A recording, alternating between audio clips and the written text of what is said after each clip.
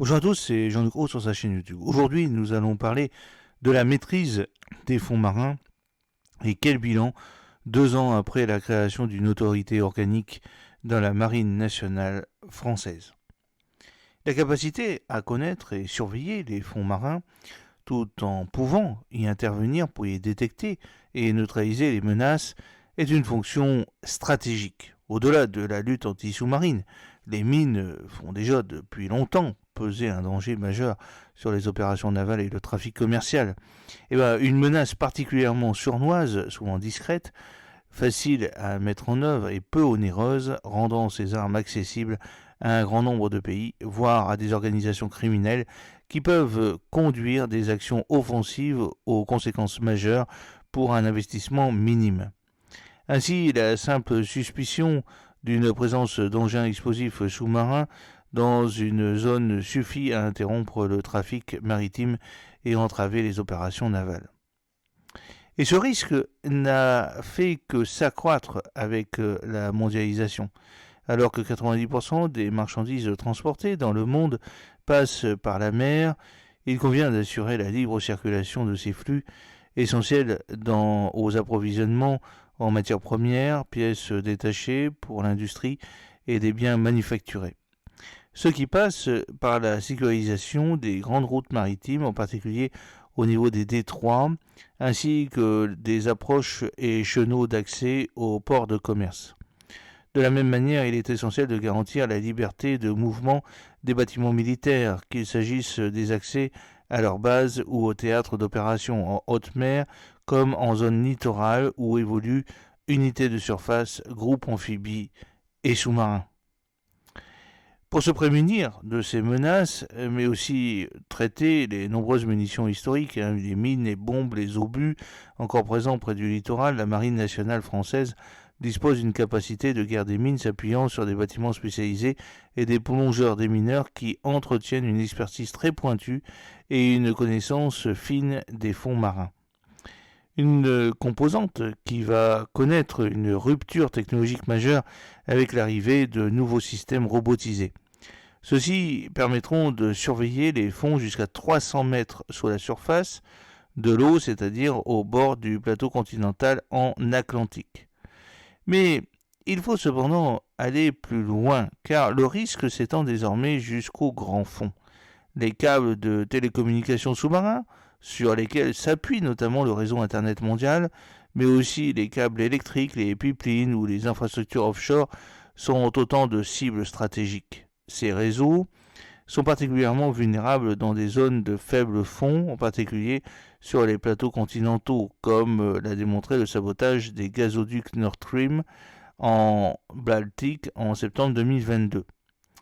Mais ils sont aussi menacés dans leur partie circulant à plusieurs milliers de mètres de profondeur, là où il est très difficile d'assurer leur surveillance et leur protection. Dans cette perspective, une stratégie ministérielle globale de maîtrise des fonds marins a été mise en place en février 2022, afin notamment de redonner à la Marine nationale française les moyens de surveiller les grands fonds marins et de pouvoir y intervenir jusqu'à 6000 mètres de profondeur à laquelle 97% des fonds de la planète sont accessibles. Il s'agit de protéger contre les sabotages des infrastructures critiques, de garantir la liberté d'action des forces navales en vérifiant que des dispositifs de minage ou d'écoute ne sont pas disposés sur le fond marin, de prévenir le pillage de ressources naturelles profondes, ou encore de pouvoir remonter à la surface des objets sensibles, comme une épave d'avion, avant qu'une puissance étrangère ne s'en empare, sans oublier la capacité de pouvoir conduire des opérations offensives. Pour cela, la Marine nationale française va se doter de drones sous-marins AUV dotés de sonars et de caméras pour scanner les fonds marins sur de grandes surfaces et y détecter des anomalies ou objets suspects, y compris sur le talus continental aux pontes très prononcées, ainsi que des robots téléopérés ROV équipés de bras articulés pour conduire des interventions sur des points précis. Parallèlement, la flotte française adapte sa capacité de guerre des mines avec des outils de nouvelle génération. Ceci passe par la mise en œuvre de moyens robotisés combinant drones de surface et engins sous-marins, déployés depuis la Terre, ou les futurs bâtiments de guerre des mines, les BGDM, ainsi que des systèmes numériques de traitement de données capables de traiter les volumes colossaux d'informations qui vont être recueillis. Et parallèlement, elle continue d'investir sur l'intervention humaine, les plongeurs des mineurs qui demeurent indispensables, bénéficiant de nouveaux équipements. Afin de coordonner la mise en œuvre concrète de la stratégie ministérielle de maîtrise des fonds marins, la Marine nationale française s'est donc dotée d'un adjoint organique spécifique rattaché à l'amiral commandant la force d'action navale. Son premier commandant, le contre-amiral Éric Laveau, avait pris ses fonctions en septembre 2022 à Toulon. L'ancien plongeur des mineurs qui fait ses adieux aux armes après 34 années de service passe le relais ce jeudi 2 septembre à son successeur, le CA Nicolas Panetier. Même si tout n'est pas forcément allé aussi vite qu'il allait souhaiter, au moment de quitter le bord, Éric Laveau estime que les 2 dernières années ont été très utiles. Beaucoup de travail a été accompli, nous avons progressé et je pense que la MFM est sur de bons rails d'un point de vue organique, explique-t-il à Mer et Marine. L'officier assure en tout cas que les événements récents démontrent la pertinence de développer de solides capacités dans ce domaine. Le contexte international actuel confirme la pertinence de cette stratégie, non seulement pour atteindre les grands fonds où nous avons besoin de capacités pour surveiller les installations critiques et récupérer des objets, mais aussi plus proches de la surface. L'essentiel de la menace se trouve en effet aujourd'hui dans des fonds allant jusqu'à 300 mètres, en particulier sur des infrastructures se trouvant sur le plateau continental, souligne l'amiral Laveau, qui évoque le retour d'expérience de la guerre en Ukraine et des opérations conduites par les Russes. Le minage est en effet massivement employé dans ce conflit, notamment pour bloquer les ports, y compris via des largages aériens de mines par des bombardiers russes, qui peuvent être menés à longue distance et entraver le trafic commercial, comme les opérations navales en mer Noire comme ailleurs. D'où l'importance, dit-il, de consolider la composante française de guerre des mines, les nouveaux systèmes robotisés que nous allons voir, ainsi que les BGDM, conditionnent la faculté de la Marine nationale française à assurer la protection de la composante océanique de la dissuasion nucléaire face aux mines, tout en préservant l'espace de manœuvre d'une force de surface, en particulier aéronavale. C'est fondamental pour nos opérations, notamment dans les eaux resserrées, qu'il s'agisse du porte-avions, d'une manœuvre amphibie ou encore d'une opération d'évacuation de ressortissants dans une zone de conflit. On ne gagnera pas une bataille avec la guerre des mines, mais sans cette capacité, on peut la perdre. Alors c'est en novembre que Thales doit livrer le premier module de lutte contre les mines, le MLCM de série. Il est pour mémoire basé sur un drone de surface USV de 12 mètres capable de mettre en œuvre soit un sonar remorqué TSAM avec antenne 110 pour la détection et la localisation des mines, soit un robot téléopéré ROV pour l'identification et la neutralisation des menaces. Chaque MLCM, 4 ont été commandés pour le moment, comprendra 2 USV, un sonar remorqué et un ROV. S'y ajoutent des drones sous-marins AUV remplissant la même fonction que le sonar remorqué, mais plus profondément, jusqu'à 300 mètres au lieu de 200 mètres, de manière plus discrète et en autonomie. Un programme lancé en 2016 en coopération avec les Britanniques que la marine attend avec impatience, c'est un système très innovant et disruptif. C'est donc forcément complexe et cela prend un peu de temps, mais cela marchera, estime l'amiral Laveau. Dans un premier temps, les MLCM seront mis en œuvre depuis Brest, avec comme objectif de remplacer à partir de 2025 les bâtiments remorqueurs de sonar, les BLS, chargés de sécuriser les chenaux d'accès. Capables d'être projetés en conteneur via voie aérienne vers un théâtre extérieur d'opération, ces modules ont donc aussi vocation à embarquer sur les futurs BGDM dont la commande se fait attendre.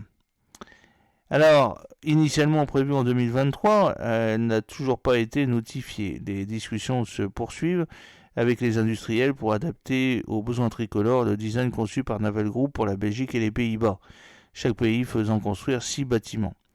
La Marine nationale française doit aussi, dans le même temps, composer avec les autres administrations, avec l'instabilité politique du moment et les contraintes budgétaires liées au dérapage des finances publiques.